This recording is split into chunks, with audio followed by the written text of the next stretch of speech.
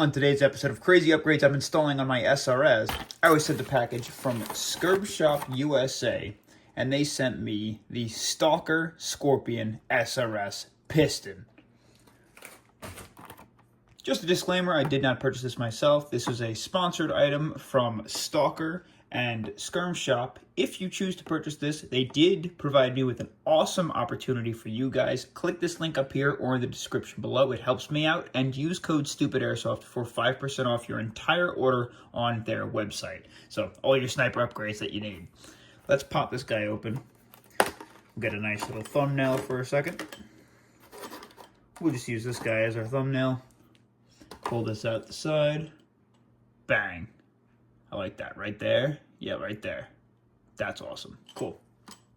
Okay, so the cool part about the SRS upgrade piston, we'll dive into all of the parts that it comes with. This is a modular piston, and what that means is it allows you to completely design the weight of your piston that allows you to match your FPS for your sniper. In most cases with the SRS, the only things that you can do is adjust the length of the barrel, which can increase your FPS a little bit, and obviously increase the strength of your spring, which can increase the strength of your FPS a little bit. With this guy, you can tune it to perfectly get the FPS that you're hoping to get out of it, and the sound, right?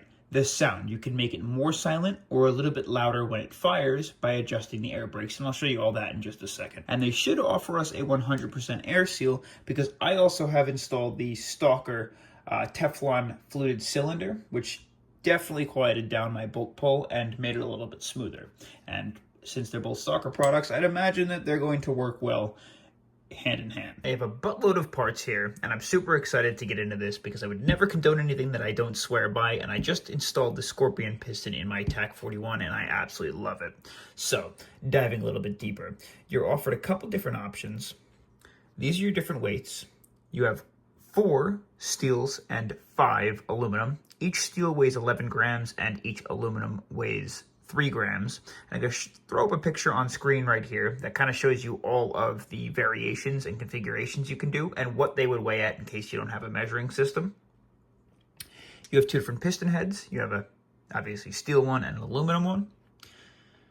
You have 2 different piston cups. The more shiny and stiff one is going to increase your FPS, but also increase your noise. And your matte finish and softer piston cup is going to decrease your FPS, but decrease your sound. You have 2 guide rings. This is your sear catch. It goes on the base. Your guide rod, which is 1 solid piece of steel with an awesome etching of the Stalker logo on there. Love that. You've got a little nut that both of your air brakes screw into. You'll notice in the bag you have 2 air brakes, 1 long and 1 short. The longer one will decrease your FPS, but decrease your sound. And the shorter one will keep the FPS a little higher, but make it a little bit louder. This is a rubber ring, and then you have a handful of O-rings.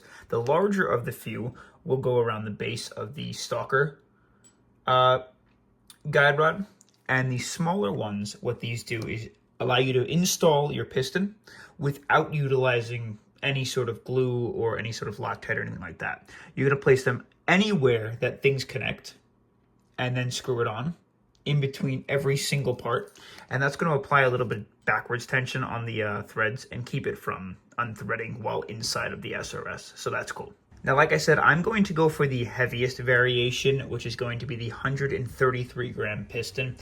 The slightly heavier variant requires you to purchase another steel part aftermarket, and I'm not going to do that.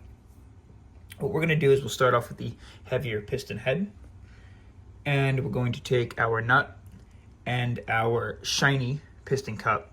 And the reason I'm doing this is I want to get the most FPS out of this as possible, just because I have a very short barrel. So trying to squeeze a little extra FPS out of it to get a little more range too. The nut goes on the base of the piston cup, And you slide this guy on the head of the piston, just like that. Make sure it feeds all the way around. And then we're going to take our shorter air brake out because we want to keep our FPS a little on the higher side. I don't really mind the sound after I fire, as long as the shot hits. It doesn't matter if you heard me anyway. And we'll grab this guy on out the bag. We'll go ahead and dump the rest of this out. Make it a little easier. Cool. Now this short piston head, or this short air brake, just threads in. You want to thread it in as far as it'll go. All the way down, just hand tight. That's all you got to do. And next we're going to start to build the body of our piston. What you want to do is take your first guide ring, just that flat flush one, and your first O-ring. Throw the O-ring around, make sure that feeds all the way down to the end, and then we'll throw our guide ring on. What this does is it keeps your piston sliding in the track of the cylinder, so it's not wobbling around. It keeps it nice and stable. These are just what rides along the walls and creates less friction. So the body of the piston isn't what rides along the walls. I'm going to lubricate that afterwards. Next, we can throw another O-ring on. Get used to this. We're going to throw a lot of O-rings on. Lots of O-rings on. Cool. And then we're going to start off with our first steel weight. Screw the guy all the way on and just hand tighten it. Remember, everything just hand tighten. That's all you need. Another O-ring. Wrap it up before you tap it up. And another steel weight.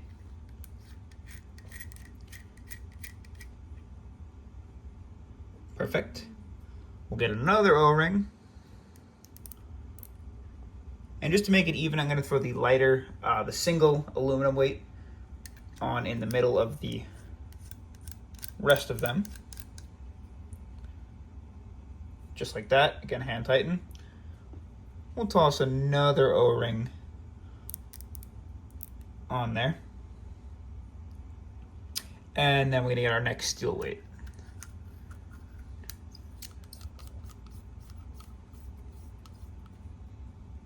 Perfect. Now we're just going to take our next heavy weight and throw that guy on. And of course, another O-ring. Perfect.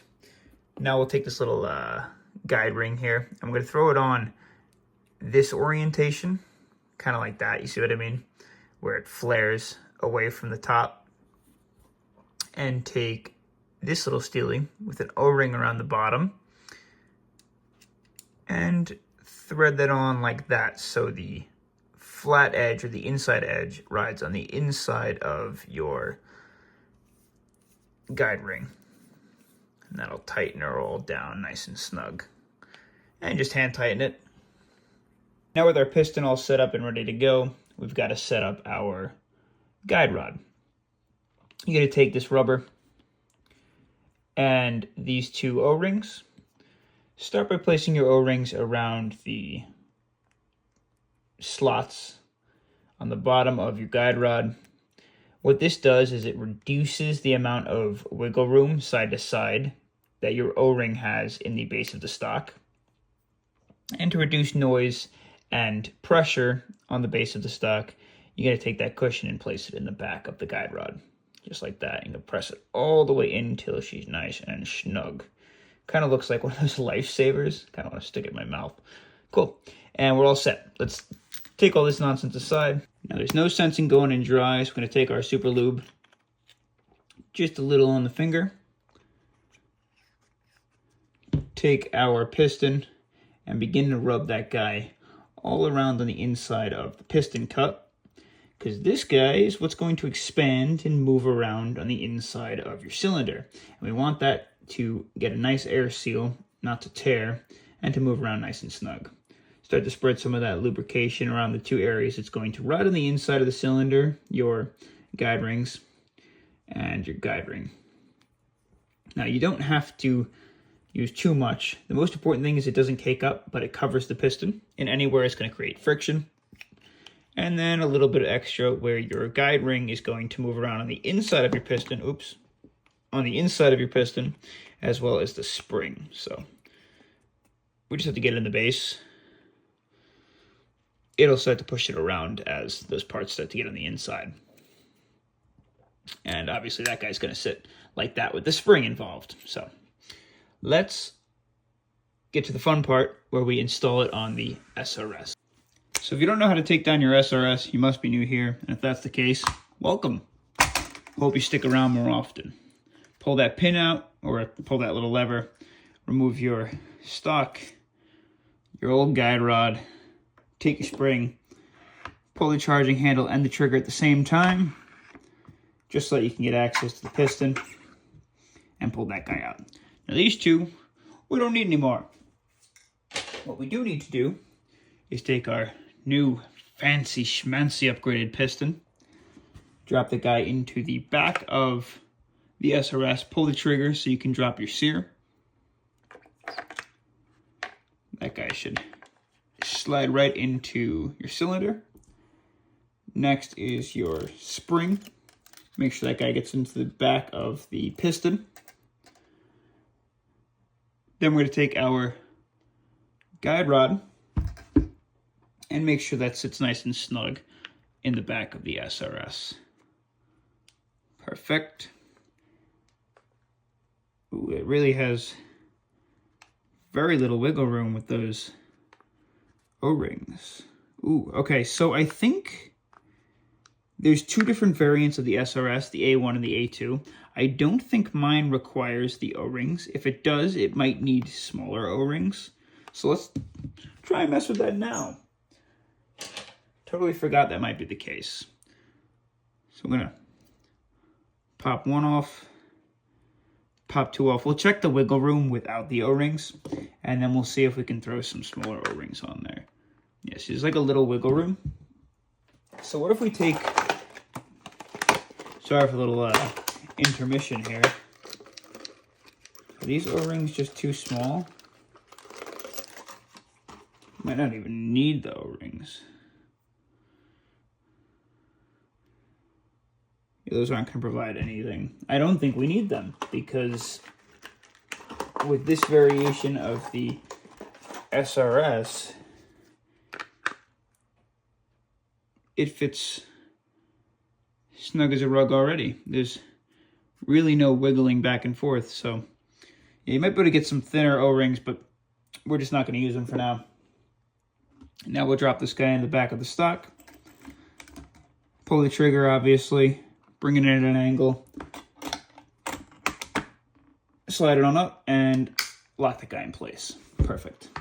And there is your installation of your piston. Let's just go ahead and make sure we have 100% air seal, as we should. To do so, I got to take the suppressor off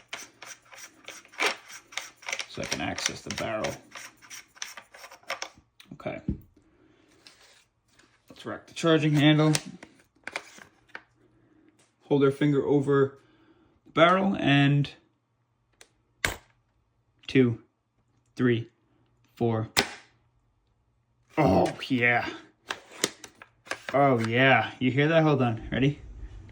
1, 2, 3, 4, 5, 6, 7, 8, 9, 10.